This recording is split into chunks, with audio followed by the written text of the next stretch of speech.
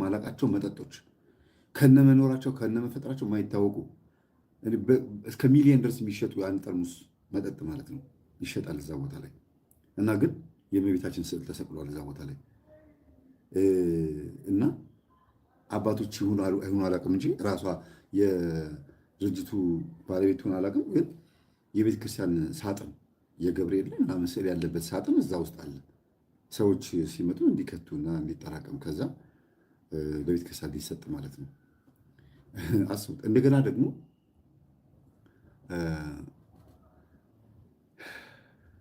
የቤተ ክርስቲያን ሰው ናቸው ቆራቢ ናቸው ምናምን አለችኝ እና ግራ ገብቷት የነገረችኝ እውነት የዚህ መጠጥ ቤት ባለቤት አልኳት።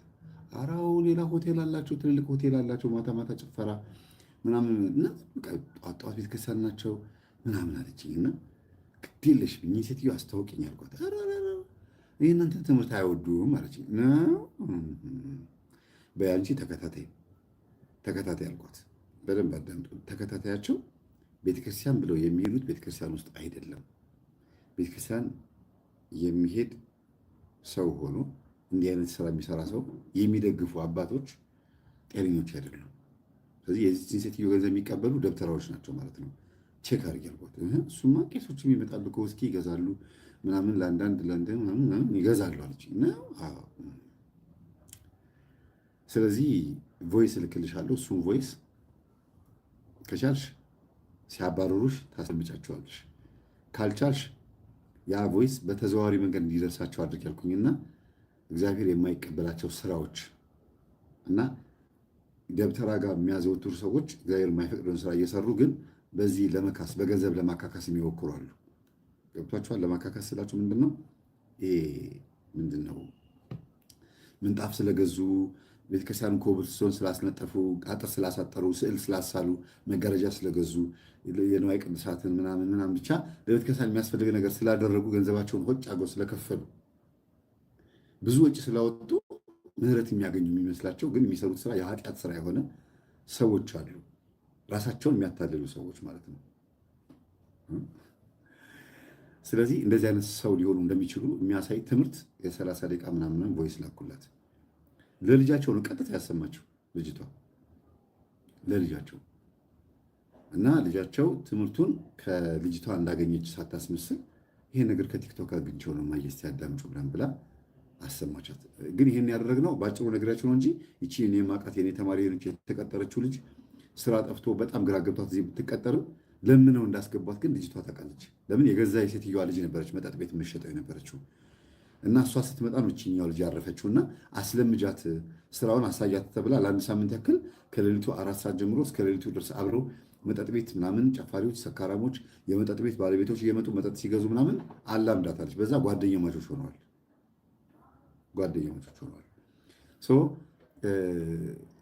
እኔ እንደሰጠውሽ እንዳታሳውቂ ለእናትሽ እና ይሄን ነገር አሳያቸው ብላ ነው የላከቻት። ሲስተም አለው። ልጅቷም ትምህርቱን ስታዳምጥ ይሄ እናቴ ታሪክ ነው ምናምን ብላለች። ያው አባት በህይወት የለም እና ሲሰሙት ሴትዮዋ አበዱ። እማዬ ይሄን አዳምጪው ያልሽኝ ለምንድን ነው? ልጅቷ እናትየዋ ቆለች። እማዬ ይሄን ስሚውን ያለችው ልጅቷ። ለምንድን ነው ይሄን እንድሰማ ያፈለግሽው? አይ በቃ ስሚ። ምን እኮ ለምን ይሄን ምን እኔን በምን ብታስቢ ነው ብሎ ፈስ ያለበት ዝላ አይችልም አይደለ? አበዱ። ከዛ በቃ እንዲያውም እኔ ደስተኛ አይደለሁም በሚሰራው ስራ። አንቺ ቤተክርስቲያን ትሮጫለሽ፣ እንደገና ደግሞ እዚህ ጋር ደግሞ ሰዎች ትዳር የሚበትን ስካር የሚያመጣ የተለያዩ ነገር ችግሮች የሚፈጥር ሱሰኞች የሚያደርግ ገንዘብ የሚበዘብዝ ኃጢአት የሆነ ስራ እየሰራች ነው ምናምን ብላ ስትላት ጊዜ እናትየዋ ደንግጣ ፌንታለች። ሆስፒታል ገባች። ከሳምንት በኋላ ነው ልጅቷን ራሱ ያናገረቻት እንዳላያት ብላ ሴትዮዋ የምትተማመንባት ልጇ ነች እንደዚህ ሆነችባት። ከዛ ከጊዜ በኋላ ሲሰሙ ደግሞ ልጅቷ እንደዚህ የቀየረቻት ደግሞ ልጅቷ እንደሆነ ሲሰሙ በጣም ተናደዱ። ትውጣልኝ አሉ። ግን ያው ወጣ ሴትዮዋን እየሄደች ትጠይቃቸው ነበር። ማዘር ደህና ነው? ይቅርታ በእኔ ምክንያት ስለታመሙ ሂጂልኝ አሁን ይላሉ። ኧረ ማዘር እንደዚህ አይባልም፣ በእኔ ውስጥ አድሮ እግዚአብሔር እኮ ይማሮት ሊሎት ይችላል። አይ ከአንቺ መጣ ይቅርብኝ አሏት። ምን አድርጌ እኔ መንፈሳዊ ነገር ነው ያስተማርኳት፣ እንደው ሀቅ አይደለም ትምህርቱ አለቻቸው። መጨረሻ ላይ ተናዳ በጣም ባቀሮኝ አለች። ትምህርቱ ግን ሀቅ አይደለም እናቴ፣ እንዲሁ አጥፍቻለሁ። እሺ ትምህርቱን ስላስደመጥኩት ነው ያጠፋሁት ወይስ ልጅቷ ይሄን መልስ ስለመለሰች ነው? ለምን እውነቱን ለምን ይሸፍናሉ አለቻቸውና ሴትዮዋ ጸጥ አሉ። በቃ አቅም አነሳቸው። ለምን በዚህ ልክ ደፍራ የምትናገር አልመሰላቸውም ነበር። በእግሬ ተራምጄ እርሶ የሚሰሩት መጠጥ ቤት መጥቼ ቁጭ ብዬ መጠጥ ሸጬ ነው የምመለሰው። የገዙት እግሬን አንደበቴን እንጂ ልቤን አልገዙትም። በገንዘቦት ቀጠሩኝ እንጂ እኔነቴን ሰውን ማንነቴን አልገዙትም።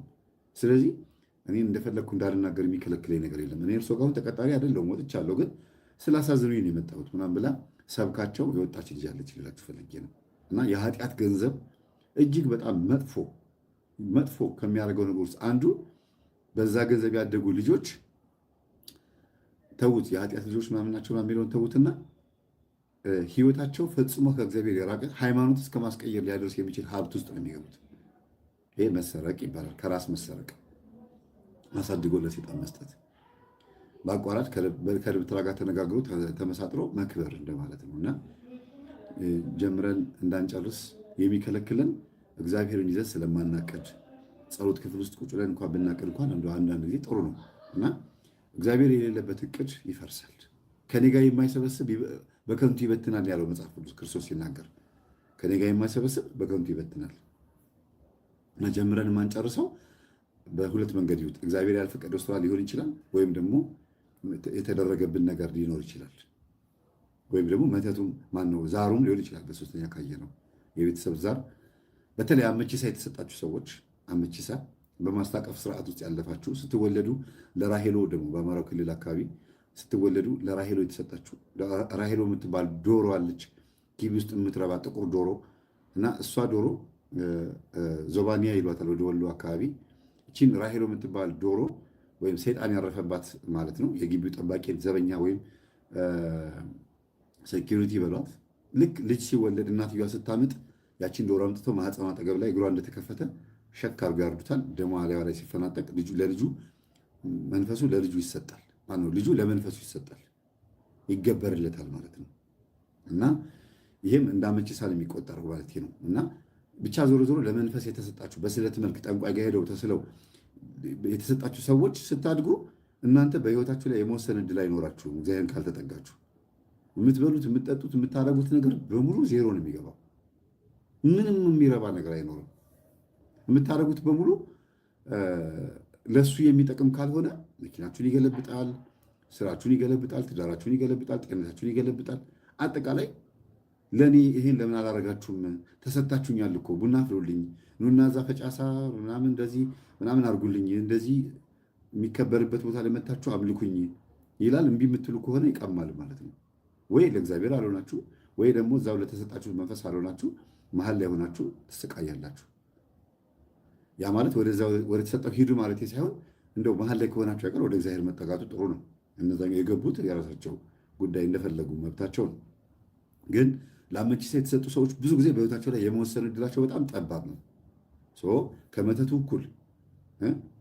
ከመተቱ እኩል ወይም ከተደረገባችሁ መንፈስ እኩል ይሄ የአመቺሳው መንፈስ የዛሩ መንፈስ ማለት ነው የነካችሁትን በሙሉ የማበላሸት ዕድል አለው። ለምን? እኔ የሌለሁበት ሀብት ከሆነ አልሰጥም የማለት ነገር ስላለ ማለት ነው። አትነካት ነው።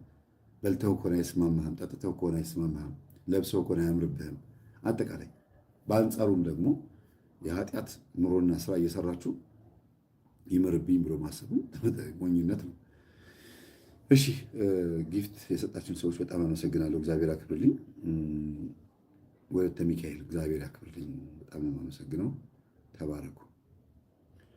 እሺ ሌላው መጨረሻ መንፈስ እንደተላከብን ወይም ከሰዎች መንፈስ እንደመጣብን ቡዳም ይሁን ሟርትም ይሁን እርግማንም ይሁን ምንም ነገር ሊሆን ይችላል እንደመጣብን ማሳያ ምልክቱ ስልቹ እንሆናለን። በጣም ብዙ ሊያናግረን የሚችል ግን ባጭሩ እንቀጨው። ለምን? አብዛኛውን አሁን ያለው ትውልድ ታካችና ስልቹ ነው። ባጭሩ ሾርት ሚሞሪ፣ በማንረካ በነካነው ነገር ደስተኞች ማንሆን እንሆናለን። ስልቹ ማለት ይሄ ነው። ሁሉ ነገር ይሰለቸዋል። ሁሉ ነገር በቃ ላይፍ ይሰለቸዋል። የሚያቀደው ቅር ሌላ፣ የሚኖረው ኑሮ ሌላ። ተኝቶ ሲነሳ ይደክመዋል፣ ሊተኛ ሲል ይደክመዋል፣ ተኝቶም ይደክመዋል፣ እየሰራም እየበላም ይደክመዋል። በቃ ዝም ብሎ ሁልጊዜ ድካም ስላችሁ ስልችት የሚል ነገር በቃ ደስተኛ ለመሆን ሁሌ ጭፍግግ ያለ ገጽ ሐምሌ ማለት ነው። የሐምሌ ገጽ ሁልጊዜ ጨፍጋግ፣ ሁልጊዜ ዝናብ እንደማለት ነው ይላል። የሐምሌ ዝናብ እንዴት ነው? እረፍት የለውም በጠዋት እስከ ማታ አይደል? በቃ መነጫነጭ፣ ማማረር ምናምን እንዴት ነው ሲባል በቃ ህይወት ያስጠላችኋል። አለባበሳችሁ አያምር፣ በሰው ፊት ክርትቴ ማለት የምታደርጉትን ነገር በሙሉ ያስተችኛል፣ ያስገምተኛል ምናምን የለም። በቃ ዝም ብሎ መዝረክረክ እንደማለት ነው። በቃ ንጽህናን ካለመጠበቅ ጀምሮ ማለት ነው። በስራ ላይ ስልቹ መሆን፣ ከመስሪያ ቤት መስሪያ ቤት መቀየር፣ ከስልጣን ስልጣን፣ ከወንበር ወንበር መሸጋገር፣ በስራ ቦታ መገመት፣ የምትሰሩት ስራ አያረካ። ልክ በደንብ ይገልጸኛል የማስበው ሰካራም ቤት አይሰራም፣ ቢሰራም ቤት አያድርም።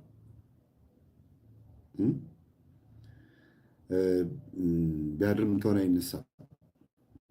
ሰካራም ቶሎ አይገባም ይባላል አይደል? ሰካራም ቶሎ አይገባም፣ ቢገባም ቶሎ አይተኛም፣ ቢተኛም ቶሎ አይነሳም፣ ቢነሳም ቶሎ ስራ አይገባም፣ ቢገባም የሚያረካ ስራ አይሰራም እንደሚባለው ማለት ነው። ረስቸውን አባባሉ ሳንጠጣ የሰከር እንሆናለን። ስልቹ ማለት እንደዚህ ነው። ታካች ይለዋል መጽሐፍ ቅዱስ። መጽሐፈ ምሳሌ ላይ ታካቾች የሚላቸው ስልቹዎችን ነው። ታዲያ ስልቹ የሚባሉ ሰዎች ሁለት አይነት ናቸው። አንደኛ በራሳቸው ስራና በራሳቸው ህይወት ላይ የሚሰለቹ ናቸው። ሁለተኛ በሰው ህይወት ላይ በሰው ስራ ላይ። እንደ ምሳሌ አድርጌ በራሳቸው ያለውን ልንገራችሁና ሁለተኛው እመጣበታለሁ። በገዛ ንብረታቸው ላይ በደል የሚያደርሱ የሚጎዱ፣ የገዛ ንብረታቸውን ትዳራቸውን የሚጎዱ፣ የቤት ቀጋ የውጭ አልጋ የሚሆኑ፣ እቤት ሲገቡ ልጆቻቸው የማያስደስቷቸው፣ የሚስታቸው ንግግር የባላቸው ንግግር የማይጥማቸው፣ የቤተሰቦቻቸው ንግግር ዓመት በዓል ሲሆን ሴሪሞኒው ያስጠላቸዋል፣ ግርግሩ ያስጠላቸዋል። ብዙ ጊዜ ለግል ወሲብ የተጠቁ ይሆናሉ እንደዚህ አይነት ሰዎች፣ ለማስተርቤሽን፣ ለኃጢአት። ምክንያቱም የሚደሰቱበት ነገር ስለሚያጡ ሁሉ ነገር ይሞክሩታል። አይተውትም የመጡን ደግሞ እንደዚሁ ይሰለቻሉ። ኃጢአትንም ምንም የማያውቁ ድንግል የሆኑ ሴቶችም እንደዚህ አይነት ባህሪ ይኖርባቸዋል።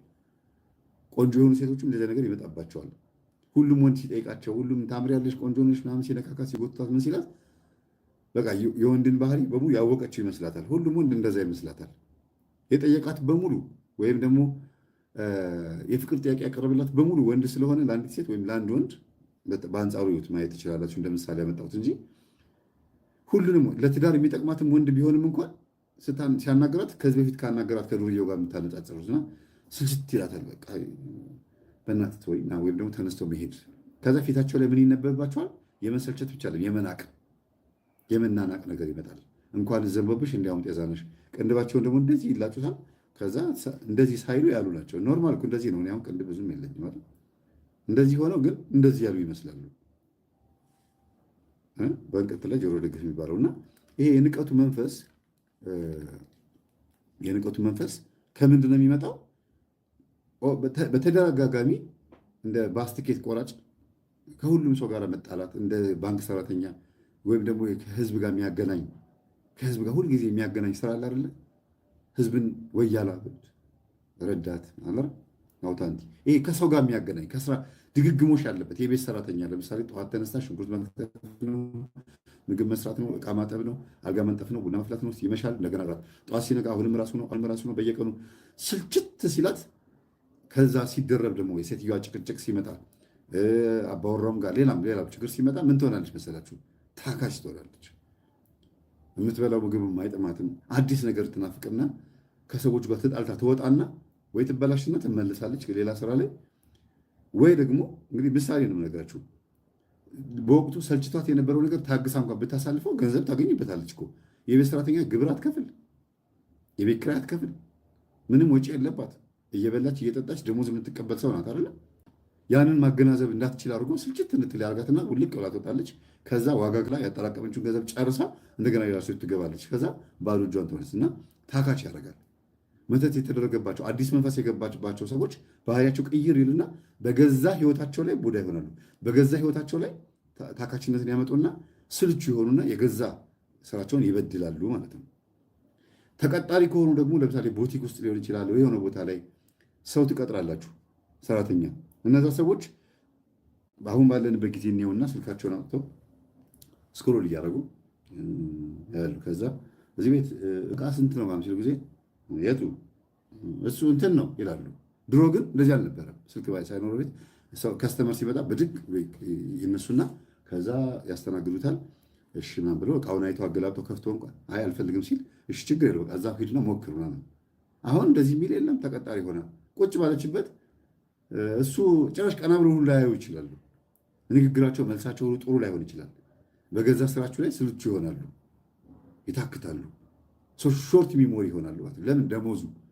ደሞዙ ትንሽ ስለሆነባቸው የሚያገኙት ደሞዝ በጣም ስለሚያንስ ከሚሸጡት ዕቃ ላይ ፈርቅ ቢይዙ ይሻላቸዋል።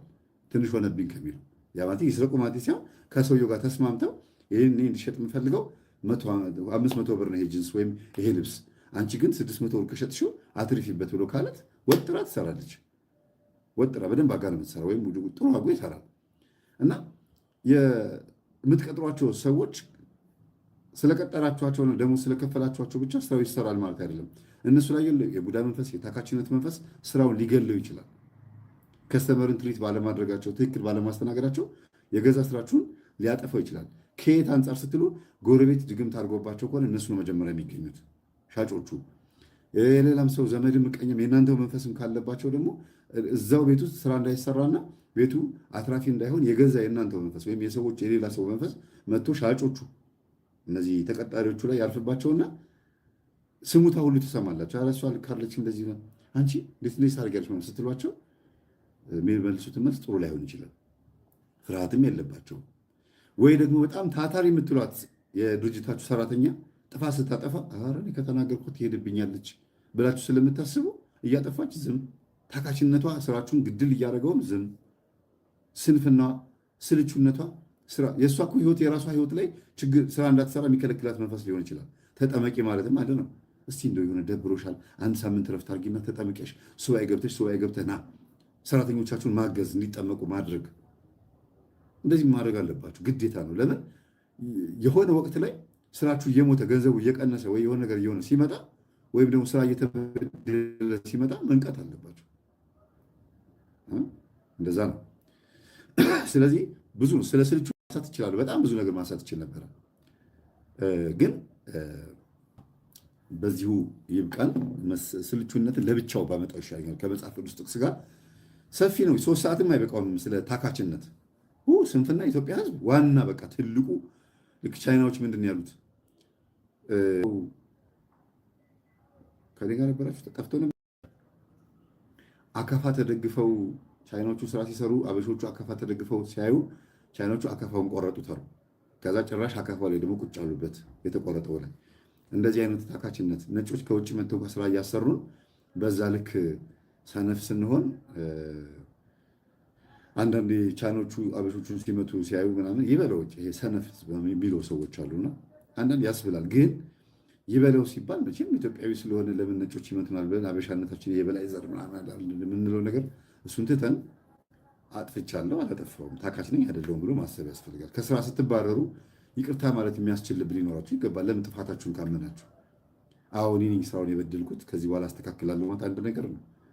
እኔ ከወጣሁኝ ከዚህ ድርጅቱ ስለሚከስር አያባረኝም ብለው አስበው ልባቸውን ነፍተው የሚሰሩ ሰዎች አሉ። ግን የወጣህለት ስራው ይቀጥላል።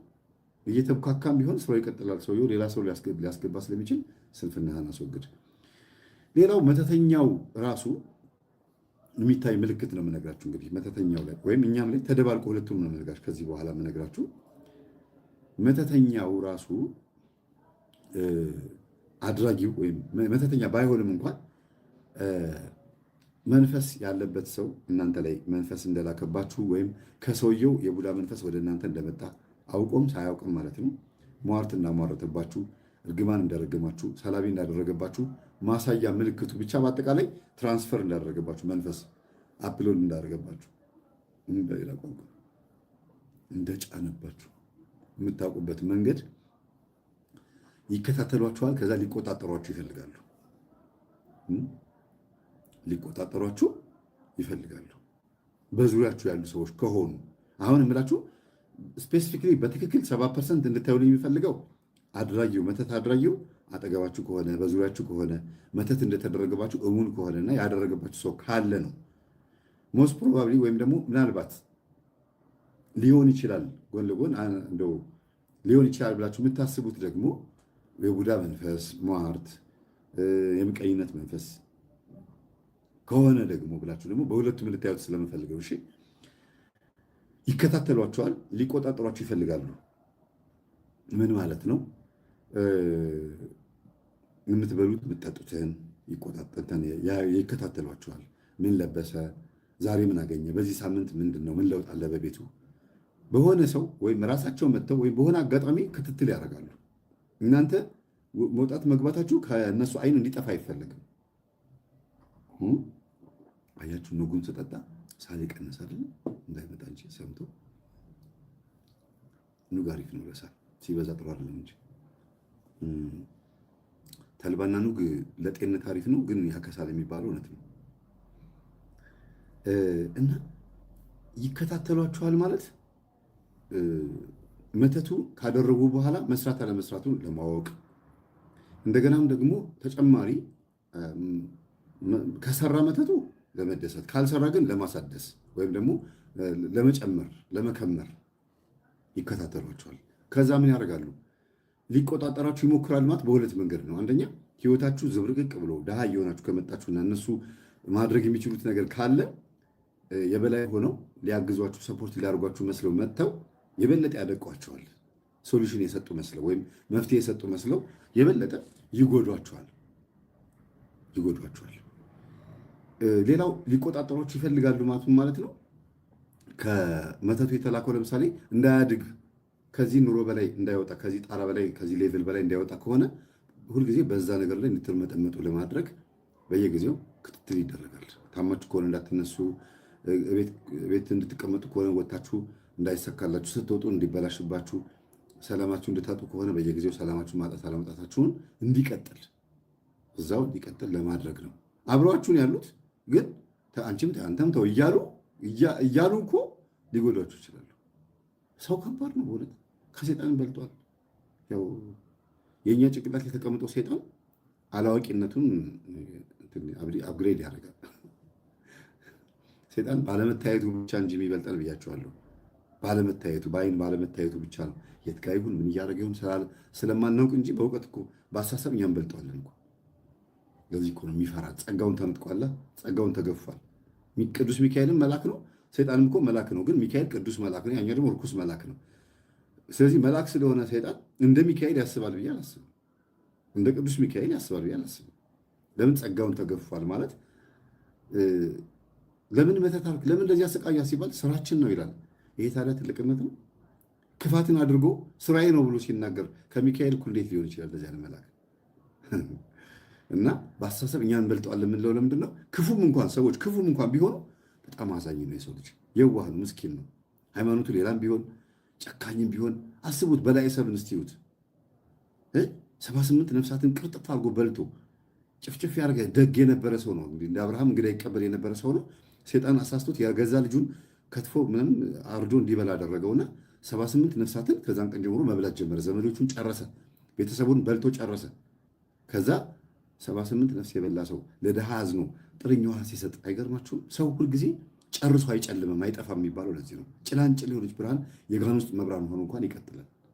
ለዚህ ነው እግዚአብሔር ለሰው ያደላል የሚባለው። ሰይጣን ሲሳሳት፣ ሰይጣን ሲወድቅ ልሰቀልልህ ተሳስተሃልና ላድንህ ብሎ አልተሰቀለለትም ክርስቶስ። ሰው ግን ሲወድቅ እግዚአብሔር ሰውን መስሎ ሰውን አክሎ መጥቶ ተወልዶ ሰውን አዳነው። ለምን? ሰው ተሳስቶ ተሰናክሎ ነው። በማን? በሰይጣን። ሰይጣን ግን በገዛ ፈቃዱ ነው ትዕቢትን ከልቧ መንጭቶ የወደቀው። እንጨትና እንጨት ድንጋይና ድንጋይ ተፋጭቶ እሳት እንደሚያወጣ ሰይጣንም ከገዛ ልቡ ጋር ተነጋግሮ ትዕቢትን አፈለቀ ይላሉ አባቶች ሲናገሩ። ስለዚህ እግዚአብሔር ለሰው ያደላል እና መተት ምናልባት እንደው ያው የማወራው ስለ መተት ሊሆን ይችላል እንጂ አሁን የምነግራችሁን ሀሳብ በደንብ አዳምጡ። አንዳንድ እህቶች ደጋግሜ የምናገረው ወይም አንዳንድ ወንድሞች እህቶች ላይ ይበዛል ግን ገዳም ቆይተው ሲመጡ ጸበል ቦታ ቆይተው ሲመጡ ከአንዳንድ ጸበልተኞች የተማሩትን መጥፎ ነገር ቤተሰብ ላይ ለማንጸባረቅ ይሞክራሉ። ምን ያደርጋሉ? እመቤቴ ተናግራለች፣ ይሄ መተት እዚህ ጋር ተቀብሯል፣ ይሄን አውጡ ብላለች ይላል። ማን ብላለች? እመቤቴ ብላለች ነው። ግን እንዴት ብላ ነው? መታን ያናገረችሽ ወይም መታን ያናገረችህ ሲባል አይ አይደለም፣ እኔ ላይ ያለው መንፈስ ተቀጥቅጦ ተገርፎ መስክር ተብሎ ተናገር ተብሎ ነው። እንዲህ ያለው ምስክርነት ትልቅ ኤክስ ካሜራ ሌንሱ ፊት ትልቅ ሌንስ፣ ትልቅ ኤክስ ያችሁ። ለምን ሲባል ሰይጣን በመስቀል ተቀጥቅጦ በስላሴ ስም ታስር ተብሎ ህይወቷ ላይ ምን አመጣህ ምን አደረግካት ተብሎ ሲጠየቅ እንዲያርጌ አበላሸዋት ህይወቷን ብሎ ሲናገር ዝሙት ውስጥ የነበረች ሴት ወይም ተሰርቅ የነበረች ወይም ሰውን ትጎዳ የነበረች ሴት ይህን ስትሰማ ይሄ የኔ ኃጢአት ነው ይቅር በለኝ ጌታዬ ብላ ንስሐ እንድትገባ ይህንን የሰይጣን ንግግር ምስክርነት ይባላል።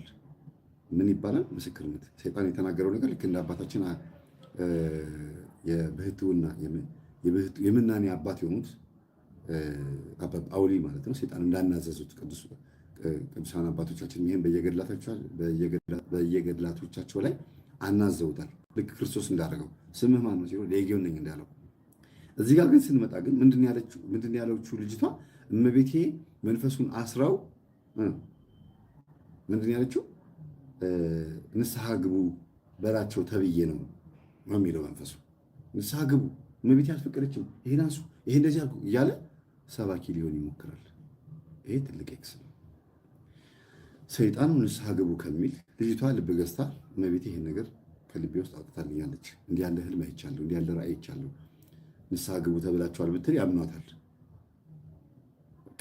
አይበቃም። ሰይጣን እንግዲህ ሰይጣን እኔ ስጮህን የምታመነው ብሎ ይሁን አይሉን አላውቅም፣ አዲስ ያመጣው ስታይል ይሁን እንዲህ አይነት ነገሮችን ሰዎች ይሰማሉ። ወይ እመቤቴ ተናገረች ይላሉ።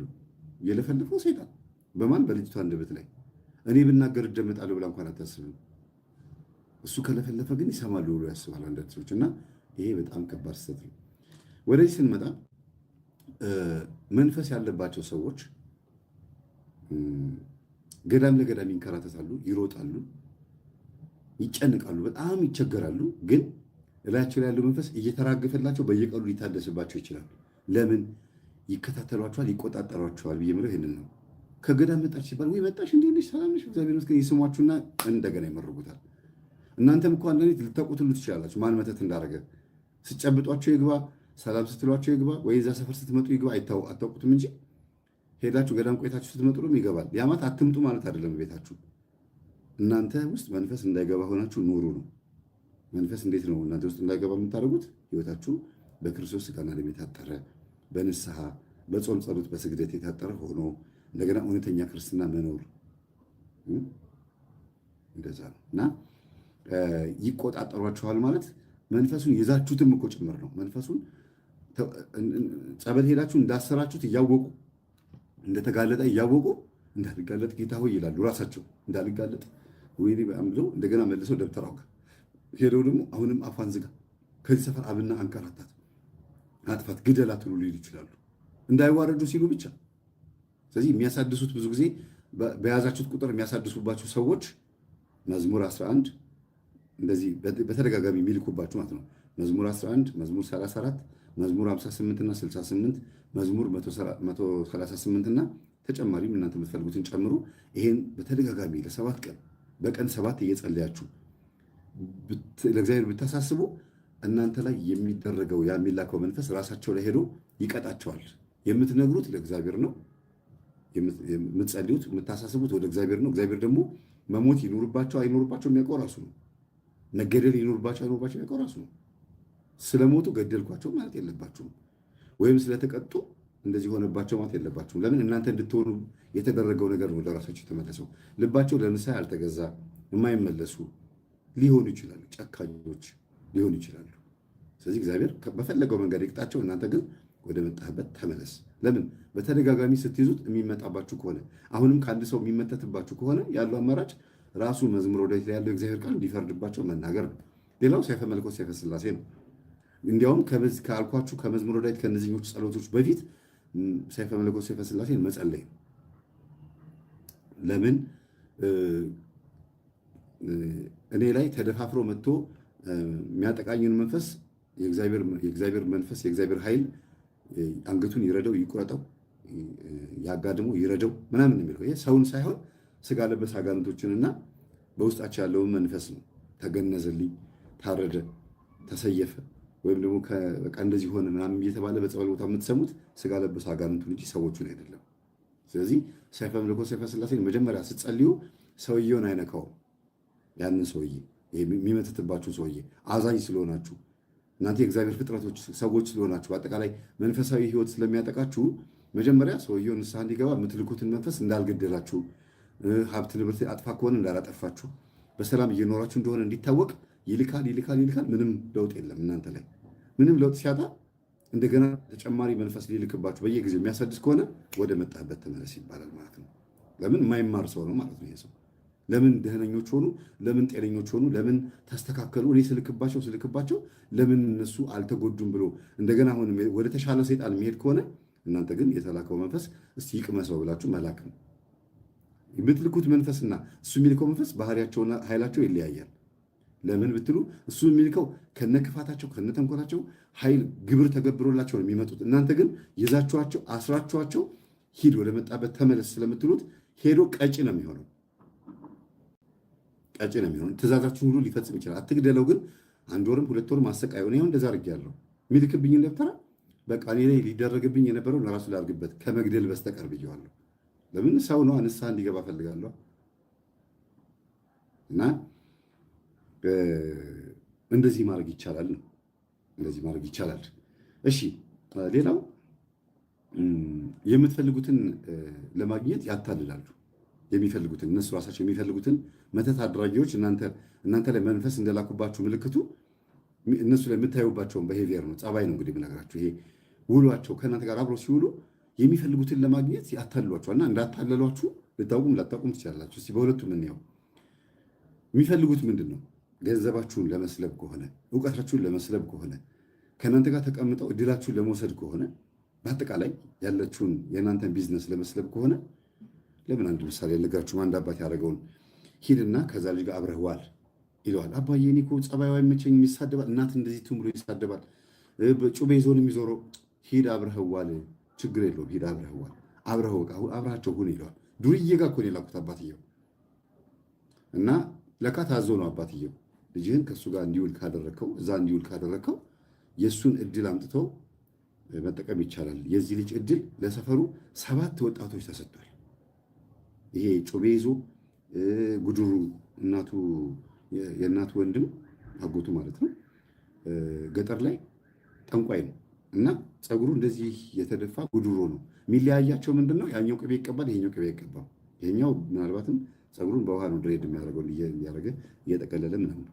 እናንተ ፀጉር ያድጓል፣ ትልቅ ሆናለ፣ ረጅም ሆነ ይቆረጣለሁ እና በቃ ፀጉሩ እዚህ ጋር ይደርሳል፣ እንደዚህ ተደፍቶ ማለት ነው። ራስታ ምናምን ይሆናል እና ልጁ ለካ በሰፈር እድል አለው ተብሎ ተነግሯል። በሰፈሩ ላይ እድል በቃ ግንባር አለው፣ ጥርስ አለው፣ ፈገግታ አለው ተብሎ 7 ወጣቶች የእሱን እድል ወስደው መኪና የገዙ ቤት የገዙ ትዳር ያዙ። የእሱን ህይወት የሚኖሩ ሰዎች አሉ። ልጁ በቃ ዝም ብሎ ጫት ይቅማል፣ ጥርሱ ተበላሽቷል፣ ሰፈር ውስጥ ዝም ብሎ በቃ ጥግጥግ እያየ ምናምን ብልሽሽት ያለ ህይወት ይኖራል። በእሱ እድል ግን ባጠገቡ መኪና የሚዞሩ ሰዎች ነፍ ናቸው፣ በጣም ብዙ ሰዎች። እና ይሄም ልጅ ተላከ፣ አባትየው ልኮት ነው፣ ተነግሮት ነው። ምን እዛ ቁጭ ብሎ እኮ በረከት አለ፣ ከእሱ በረከት አትወስዱም እንዴ? እሱ እኮ አከፋፋይ ነው እየተባለ በማን ቋንቋ ነው ይሄ ግን? በቃልቻዎችና በአውሊያዎች ቋንቋ ነው። ምን ማለት ነው? በቃ ይሄ ልጅ እዛ ቦታ ላይ የተቀመጠው እድል ለማከፋፈል ነው። የእናት አባቱ ቃልቻና ዛር ላዩ ላይ ስላለ ነው እድል አለው የሚባለው እንጂ ድል ግንባር ላይ የሚነበብ አይደለም። እግዚአብሔር የሚሰጠን ነገር ነው። እንዴት እግዚአብሔር የሰጠን ነገር ይወሰዳል? እውነት እግዚአብሔር የሰጠን ነገር ሰይጣን መውሰድ ይችላል? ምን አይነቱን ነገር ነው መውሰድ የሚችለው? እኛ ማንጠብቀው ማናስጠብቀው እኛ አደራ የተሰጠንን ጸጋችንን ማንጠብቅበት መንገድ ስላለ ነው እንጂ እውነት እግዚአብሔር የሰጠን ነገር ሰይጣን መውሰድ አይችልም። አቅምም አይኖረውም፣ ድፍረቱም አይጠጋምም ጭራሽ። ግን የእኛ ሁኔታ ይወስነዋል፣ የእኛ ህይወትን ይወስነዋል። እና ምንድን ነው ይሄ ልጅ እድሉ ከዛ ልጅ እንደሆነ ሲነገረው እሺ ብሎ ሄዶ ከ2 ወር ከ1 ወር ምናምን በኋላ ወጣ። የሆነ ስራ መስራት ውጭ ሀገር ነው ደርሶ ከ2 ዓመት ከ1 ዓመት በኋላ ተመልሶ መጣ። ግን ይሄ ውጭ ሀገር የሄደው ልጅ ይሄውን የምላችሁ አባትዬው የላከው ልጅ ደርሶ ሲመጣ የመጣው ግን ጥሩ ባልሆነ መንገድ ነው። ምን ማለት ነው? ታሞ ተጎድቶ ዱባይ ነበረ፣ በመኪና ተጋጭቶ በጣም ብዙ ችግር አደጋ ደርሶበት ፖሊሶች ቀጥቅጠውት ታሽጎ ምናምን የመጣው ምንድን ነው ተብሎ ቤተሰብ ምናምን ተሰብስቦ ምን ሆነህ ነው ሲባል አይ እዛ ሆኜ እኔ የሚታየኝ ይሄ ልጅ ነው፣ በጩቤ እየመጣ ይወጋኛል፣ ያለቅስብኛል፣ ለምን እንዲህ ወሰድክ እያለ ጮህብኛል ሲል ጊዜ አሉ ደነገጡ። ልክ ይሄ ልጅ ከዚህ አካባቢ የጠፋው ያ እንግዲህ ድድ ማስጫወታ ላይ ተቀምጦ ጮቤ ይዞ የነበረው ልጅ ማለት ነው። ለካ የእኛን ትምህርት ማዳመጥ ጀምሮ መንፈሳዊ ሆኖ ይሄ እንግዲህ ድሬድ የነበረው ልጅ ጸበል መጠመቅ ሽንቁሮ ሚካኤል ይጠመቃል፣ ጻቃኔ ማርያም ይሄዳል፣ ዘብር ገብርኤል ይሄዳል። ጎበዝ ሆኖ ጠንካራ ሆኖ እየሰገደ ወደ መጣበት ይመለስ ይላል። ምክንያቱም እድል የወሰዱ ሰዎች በየጊዜው ያሳድሳሉ አይደለም። ይሄ ልጅ በየጊዜው 7-8 ሰዎች ሲያሳድሱበት እንደገና ይታመማል፣ ሽባ ይሆናል፣ ዜሮ ይገባና እንደገና ይነሳና ደግሞ ይሰግዳል። ሱባኤ ሊገባ ዋሻ ገብቶ አንድ ቀን ብቻ ነው የሚጾመው፣ የሚጸልየው፣ የሚሰግደው ቢቆጠር ሰዓቱ ቢደመር። ሙሉ ቀን ተኝቶ ታሞ ማታ ነው የሚበረታው ዋሻ ውስጥ ሆኖ። በቃ ያሟል፣ ይደክሟል፣ ይሰቃያል። እና የሚታዩት ግን በህልሙ የሰፈሩ ወጣቶች እነዛ ያለፈላቸው እና ምን ይመስለው ነበረ መጀመሪያ እኔ ሰፈር ውስጥ በቃ ዱርዬ ሆኜ ኖር ለካ እንደነሱ መሆን ነበረብኝ፣ እነሱ ናቸው ያለፈላቸው እያለ እግዚአብሔር እያሳየኝ ነው ያለ። ትምህርቴን ሲያዳምጥ ገጠመኝ እዛ ገዳም ውስጥ ያለች ልጅ ስታሰማው ለካ እድሉ ተወስዶ ነው። ልክ ሲነቃ እውቀት ከማጣቱ የተነሳ ጠፍቷል የተባለው ይሄ ልጅ ይችን እውቀት እስከሚያገኝ ድረስ በጣም ተንከራቶ ነበር 1 ዓመት ከምናምን። ልክ 2ኛው ዓመት ላይ 8 ወር ምናምን አካባቢ ላይ 1 ዓመት ከ2 ወር ማለት ነው። በዛች 8 ወር ውስጥ ገብቶት እድሌን የወሰዳችሁ በሙሉ ተገለጡ፣ ታሰሩ፣ ማናችሁ እያለ ሲቀጠቅጥ ሲሰግድ ምን ሲል እነዛ 8 ወጣቶች በህልሙ እየመጡ የሰፈሩ ልጆች እኛንን ባክተውን ይሉታል። ነው እንደ ይልና ለካ የምታሳድሱብኝ እናንተ ናችሁ ይልና ምን ላድርግ ብሎ ሲደውልልኝ ወደ እነሱ አትላክባቸው ንስሐ ሊገቡ ይችላሉ አልኩት። 1 ወር አየናቸው፣ 2 ወር አየናቸው። አረ መምህር በረታብኝ አለ። እየላኩብህ ነው? ደብዳቤ ላክላቸው፣ ከዘብር ገብርኤል ደብዳቤ አስልክላቸው፣ እንዲህ አታርጉብኝ፣ እረፉ፣ አታሳድሱ ብለህ ላክባቸው። ከዛ እሺ ብሎ ሲልክ 2ቱ መልስ መለሱለት፣ የተቀሩት ግን አልመለሱለትም። አንዱ ይሄ ነው ካልመለሱለት ውስጥ ይሄ ተቀጥቅጦ የመጣው ዱባይ ሄዶ ተደብድቦ የመጣው ማለት ነው። በደንብ አዳምጡ። መነግራችሁን ነገር ገጠመኝ ነው መነግራችሁ። ዛሬ መቼም እጭቅ ያለ ትምህርት ነው መነግራችሁና እግዚአብሔር ይስጣችሁ። 1535 ሰው ላይክ አድርጓል። 1299 ሰው 1311 ሰው አየለ ያለ ተመስገን ነው። እግዚአብሔር ይመስገን። ነገ ደግሞ ለብዙ ሰዎች ሼር እንደምታደርጉት ተስፋ አደርጋለሁ። እና ይሄ ልጅ መምህር ኧረ ተቸገርኩኝ እና እስቲ አንዴ ልይህ አልኩት። በስልክ ብቻ ነበር የምናወራው። ከዛ ከገዳም ሲመጣ ስጋ ቅብ ታውቃላችሁ? ስጋ ቅብ አጥንቱ ላይ ስጋው ተለጥፎ ክስት ብሎ እንዲሆዱን ገልጦ ሲያሳየኝ በጾም ጸሎት ምን ብሎ ሲያሳዝን ብታዩት። በቃ ግን በአይነ ሊና ያኔን ጨፍኜ ደግሞ ሳስበው ይሄ ልጅ ድልብ ብሎ በቃ በመንፈስ ያወቱ ደስ የሚል የሆነ ማንነት ያለው ሰው አርጌ ኢማጂን አደረኩት። እድለኛ ነውም አልኩኝ። ለምን መሐሪ ነው፣ እንደ አምላኩ መሐሪ ሆነ። ይሄ ምንድነው? መተት ያደረጉብኝን ሰዎች እንዲጎዱብኝ አልፈልግም ማለት። በል እንግዲያውስ መዝሙር ይሄን ጸልይ ብዬ ሰጠሁት። ምን ያደርጋቸዋል አለኝ። እግዚአብሔር ስለሆነ ወደ እነሱ የሚመልሰው አንተ ምንም አይመለከትህም። ምንም ያርጋቸው እግዚአብሔር ነው የሚያደርጋቸው። መዝሙረ ዳዊት አይደል? አዎ እንደፈለገ ያርጋቸው። መጀመሪያ ሰይፈ መለኮት ሰይፈ ሥላሴ ጸልይ ብዬው 2 ወር 3 ወር ጸልየ ሲልኩ በህልሙ ሲታረዱ ሲያያቸው እነዛ መናፍስቶቹ ሲልኩ አሁንም ሲባረሩ ሲኦል ሲገቡ ካጠገቡ ሲርቁ በወፍ በአሞራ በቆራ በምናምን ሲርቁ ያያቸዋል። መልሰው ነገር ሲገቡ ደግሞ ያያቸዋል በህልም ብቻ ለን በእውን ራሱ ይሰቃያል፣ ያጓራል። ቄሶች ሁሉ ግራ እስኪገባቸው ድረስ የዚህ ልጅ መንፈስ እየተባለ ልክ እኔ ያኔ ድሮ እንደነበርኩ ሲገባብኝ ስመልሰው ወደ ሲኦል ሳስገባው አልሰማ ሲሉ ወደ ራሳቸው መለስኩት። አንዳንዶቹን እግዚአብሔር ይማራቸው አልጋ ቁራኛ ሆነው የቀሩ አሉ። ምህረቱ ምክንያቱም እኔ ሄጄ ጠይቄያቸዋለሁ። ቅርታ እኔ አይደለሁም እግዚአብሔር ነው ራሱ ነው ስላቸው ጊዜ ምንም አላጠፋህም ጠይቀኝ ነው አይደል የመጣኸው ምህረት ለምንልኛል። ምክንያቱም ያደረጉትን ነገር ተማመንን፣ ቁጭ ብለን አወራን። ትልቅ ሰው ናቸው፣ ሴት ናቸው፣ ምንም ማድረግ አልችልም።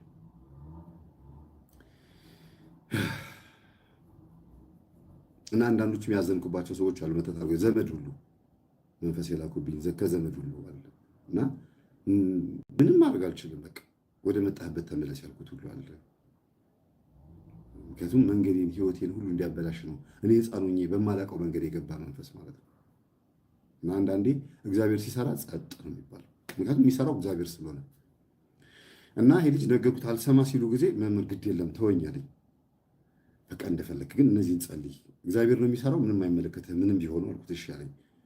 እነዚህን ጸሎቶች ሲጸልይ እንዳለ ከሁለቱ በስተቀር ማለት ነው መለሱለት። እነዛ ሁለቱ ሰዎች እናትና አባታቸው በህይወት ስለሌሉ ነው የመለሱለት። ለዚያው እኛ እናትና አባቶቻችን እኮ ያኔ እንደዚህ ብለው እኛ ምን እናውቀው ነገር የለም ያንተን ፎቶ በኪሳችን በቦርሳችን ይዘን እንዞር ነበር አሉ። የሚገርም ነው። የእናንተ ፎቶ የማታውቁት ሰው ኪስ ውስጥ ካለ ከባድ ነው። የማትገምቱት ይቅርታ፣ ጓደኛ ሆኖ ፎቶችሁ ሚዝ ይኖራል፣ ቤተሰብ ሆኖ ፎቶ ሚዝ ይኖራል። አይዶን ኖ እኔ እንጃ፣ እሱም እግዚአብሔር ነው የሚያውቀው። ፎቶችሁ መያዙ ማለት ቢያዘው በስልክም ሊኖር ይችላል እኮ ግዴታ በወረቀት አይደለም። ግን አይዶን ኖ ምን ልበል ታዲያ ሌላ እና ፍቅርም ሊሆን ይችላል ላይሆንም ይችላል። እናንተ ምንድን ማድረግ ያለባቸው የኔ ምስል ሰው ጋር ካለ አድነኝ ነው የሚባለው። ምን እንበል ታዲያ ሌላ ምን እንላለን? እሺ እና ይሄ ልጅ ልክ ወደ ራሳቸው እንዲመለስ ከተናገረ ከአንድ ሳምንት በኋላ ተሽመደመዱ ከሁለቱ ወጣቶች በስተቀር። ጠንቋዩን የተናገረው የሚገርማችሁ እድሉን ያስወሰደው ጠንቋይ ይሄ ልጅ ጉድ እያደረገን ነው፣ ከእነሱም አልፎ እኔን ጉድ እያደረገኝ ነው፣ ጥሩትና ይቅርታ አድርግልኝ ልበለው ብሎ ጠንቋዩ ራሱ ጥሩት ሲል ጊዜ እኔ ነኝ ጠንቋይ ጠርቶኝ እሺ አቤት ብዬ እሱ ጋር የምገባው አለ እና ምን ያሉ ከ15 ቀን በኋላ ምን አሉ በደብዳቤ ነው የደረሰው። አይዘዌ ልጁ ምን ያህል እግዚአብሔር እንዳከበረው የምታውቀው ምንድን ነው? ሰዎች ይቅርታ የሚሉት በደብዳቤ ነው፣ በቴክስት እንኳን አይደለም። በስርዓቱ ተጽፎ ምናምን በኮምፒውተር ተጽፎ ምናምን ነውና ወደ 5 ደብዳቤ ደርሶኛል አለ። እነዚህኞቹ ልጆች ግን ራሳቸው ናቸው መጥተው ይቅርታ ያሉት። እግዚአብሔር ይመስገን በደብዳቤም ጽፈዋል፣ ግን ራሳቸው መጥተው አይኑ ማየት ያፈሩም አሉና ጠንቋዩ ምን አስላከ በደብዳቤ እኔ እኮ ወደ አንተ መምጣት ያቃተኝ እግሬ ስለታሰረ ነው እንጂ አንተ ጋር መምጣት አቅቶኝ አይደለም፣ ና እባክህን ብሎ የጠራው። ከዛ በር ላይ ሆነ ምን ነው ትንሽ ያው ዱርዬነት ማልተው ይተጋል እንጂ ዱርዬነት ስላችሁ ንግግር ላይ ነው። ታዲያ ህይወቱን አይደለም። ህይወቱ በጣም ምስኪን ነው። በጣም ጎበዝ የዱርዬ ቅዱስ በሉት በቃ አይባልም እንጂ ቅዱስም ይከብዳል አይደል? ንጹህ ትጉህ እንበል። በዚህ ዘመን እንደዚህ ማለት ትንሽ ይከብዳል። ግን በስመ አብ ሲያስቀና ክርስትናው ስጋው ደግሞ ቶሎ በሳምንት ይወስዳል። ከዛ ወደ መጡበት እንዲመለሱ ሲነግራቸው ሄዱ ልባቸውን ነው የሚነካው። አስተማሪ ነው የሚሆነው። ታውቃላችሁ ጠንቋዩ የጠራው እንደዚህ ነው። እና እባክህን እንደው በቃ እባክህን አትመልሳቸው በቃ አሉ። ምንድን ነው ምን ፈለክ ብሎ ሲል አትመልስብኝ እባክህን አትመልስብኝ አሉ። እና ታዲያ ለምን ትልካለህ? አርፋ አትቀመጥም? ምን ዝም ብለህ እዚህ የማያዋጣ ሴጣን ምን እዚህ ለምንም የማይጠቅሙ መናፍስት ሰብስቦ እዚህ ይሄ አፍርሶ ይሄን ጎጆ ምናምን ብሎ አንድ ሸንበቆ ተናዶ እዛ በላይ ነበረ ብሎ እንደዚህ እንደ ጠላ ቤት የቆመች ሸንበቆ ነበረች። ነቅሎ ጣላት። የሚገርማችሁ ከ2 ወር በኋላ ቤቱ የለም ፈርሷል። ሰውዬው ደንግጦ ከዛ አፍርሶ ወጥቷል። አንድ ሸንበቆ ነው ነቅሎ ሄደው ልጁ። እግዚአብሔር በሱ ላይ ሆኖ ቤቱን ነቀለው ማለት ነው። ስትናደዱ እንዴት ነው ዝም ብላችሁ በጋሹ የሆነ ነገር እየመታችሁ የምትሄዱት? ወይም አጠገቡ የቆመ ነገር ካለ ብድግ አድርጎ ወደዛ ውርውር ማድረግ የመናደድ ነገር። ከዛ ምንድን ያናደደህ ግን ስለው ከሰውየው ይልቅ እዛ የተከመረው ሰው አሳዘነኝ። እሱን ብሎ መጥቶ እዛ ድቤ እየመጡ ምናምን ገዛ ሲያናድዱ ምናምን ብሎ ቅንዓት አደረበት። ታዲያ ተማረ አልኩት። ቴዎሎጂ የተማረ ነው እግዚአብሔር ይመስገን። ፒያሳ ጊዮርጊስ ትንሽ ጀመረና ኮርስ ትምህርት። ከዛ አይ ዋናው ላይ ግባ አልኩት። ክረምት ላይ ነበረ። አሁን እዛ ነውና ይሄ ከዱባይ ተደብድቦ የመጣው ልጅ በጣም የሚገርማችሁ ነገር ላይኑ ቢፈልግ ቢናፍቀው እንኳን ሊያገኘው አልቻለም። አልሄድም አለ። ለምን? መጀመሪያ ሲደውል አልሰማ አለ። ተው ረፍ፣ ምንድን ነው የምታደርገው? ረፍ፣ አባትን ረፍ በለው ይላል ገዳሙ ነው ልጁ። ከዛ ልጁ ጆሮ ላይ መዝጋት ጀመረ። ከዛ እንደዚህ ሆኖ ሲመጣ አባትየው አወቁ፣ ተነገራቸው። ልጄን ሽባ ያደረኩት ራሴ ነኝ እና እግዚአብሔር እንደዚህ እንደሚበቀል ማወቃቸው ገረማቸው። እና መምህር ግርማን አይወዷቸው ነበር። አሁን አከበሯቸው። ለምን? ይሄ ልጅ የት ጉባኤ እንደሚከታተል ምን ትምህርት እንደሚያዳምጥ በሰፈሩ ስለታወቀ። አሁን አጋጣሚ ሆኖ ሰፈሩ በልማት ምክንያት ፈርሷል። ሜቢ ታውቁት ይሆናል።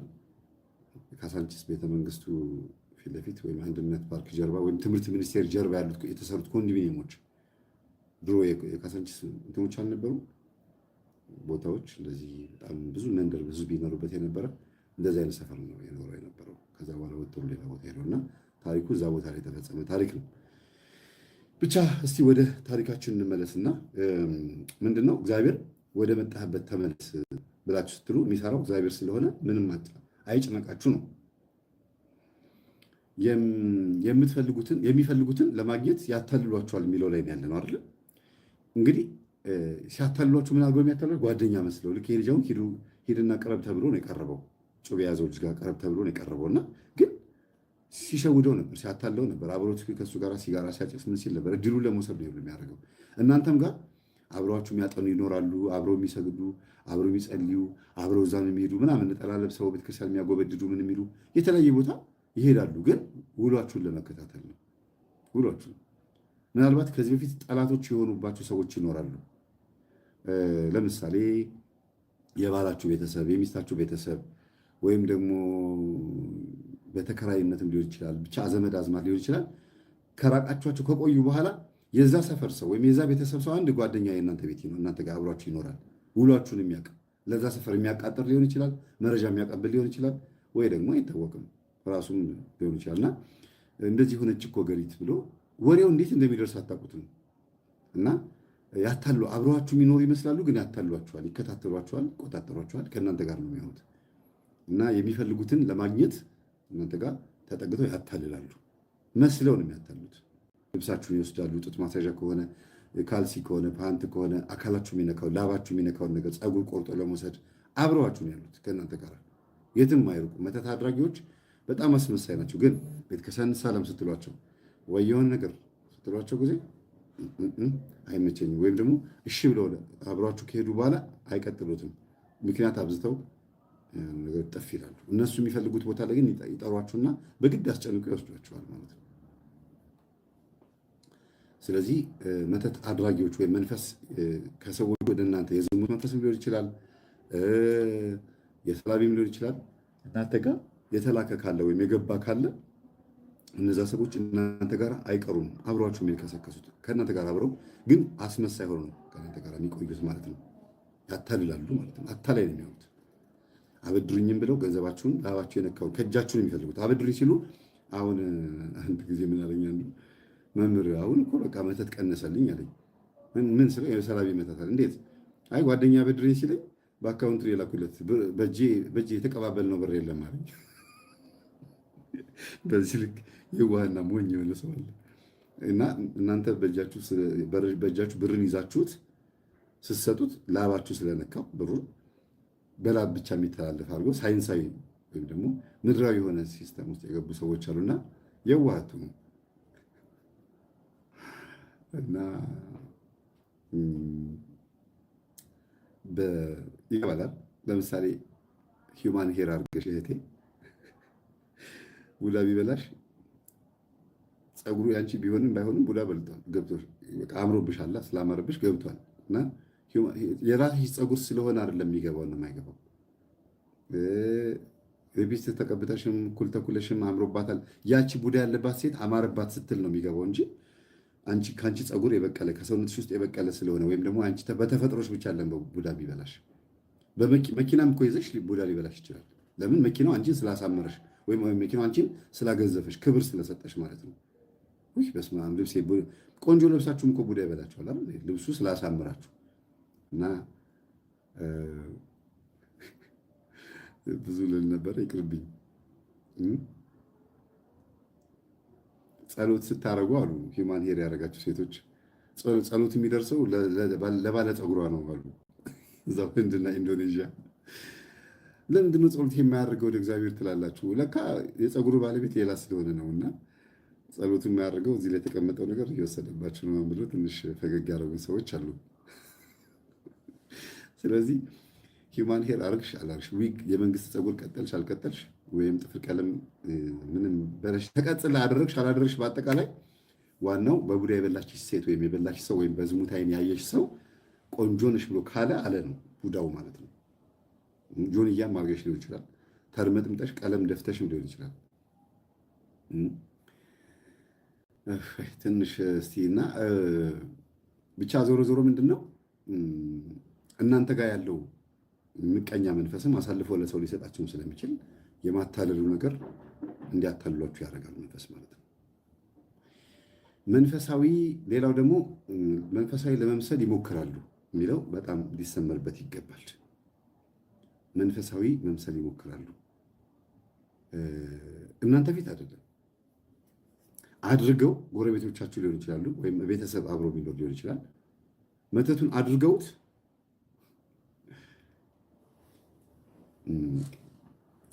ነጠላ ለብሰው አምሮባቸው ምናምን ሄደው ሲያስቀድሱ ምናምን አጠገባቸው ይመጡና አቤት ጌታዬ ኢየሱስ ክርስቶስ መድኃኔዓለም ቅዱስ ገብርኤል አባቴ ምናምን እስቲ ማረኝ ምናምን እንደዚህ ጮክ ብሎ እንደ ፈሪሳዊ ማለት ነው።